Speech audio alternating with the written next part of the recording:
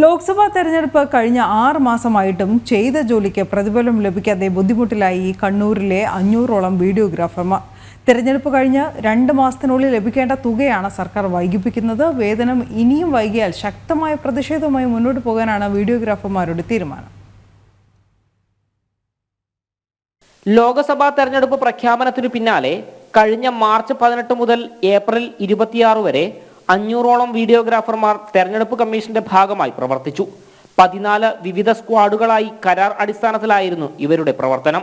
എന്നാൽ തെരഞ്ഞെടുപ്പ് കഴിഞ്ഞിട്ട് 6 മാസമായിട്ടും വീഡിയോഗ്രാഫർമാർക്ക് ചെയ്ത ജോലിയുടെ പണം ഇതുവരെ സർക്കാർ നൽകിയില്ല എന്നാണ് പരാതി. പണം ലഭിക്കാതായതോടെ ദിവസ വാടകയ്ക്ക് വരെ ക്യാമറയെടുത്ത് ജോലി ചെയ്തവരാണ് പ്രതിസന്ധിയിലായത്. 1 മാസത്തോളം ദൈനംദിന ചെലവുകൾ സ്വയമെടുത്തും രാപ്പകലില്ലാതെ ജോലി ചെയ്തും പ്രവർത്തിച്ചവരോട് ഭരണകൂടം നടത്തുന്ന ഈ അവഗണന അംഗീകരിക്കാൻ ആകില്ലെന്നാണ് വീഡിയോഗ്രാഫർമാർ പറയുന്നത്. സെപ്റ്റംബർ മാസം 12-ാം തീയതി ഇവിടുന്ന് ജില്ലാ കളക്ടറേറ്റിൽ നിന്ന് നമ്മുടെ ഫയലുകൾ സംസ്ഥാന ധനവകുപ്പിലേക്ക് അയച്ചിട്ടുണ്ട്. അവിടെ നിന്നുള്ള പെർമിഷൻ കിട്ടിക്കഴിഞ്ഞാൽ മാത്രമേ ഈ വേതനം അനുവദിച്ച് കിട്ടൂ എന്നാണ് ഇപ്പോൾ അറിഞ്ഞിട്ടുള്ളത്.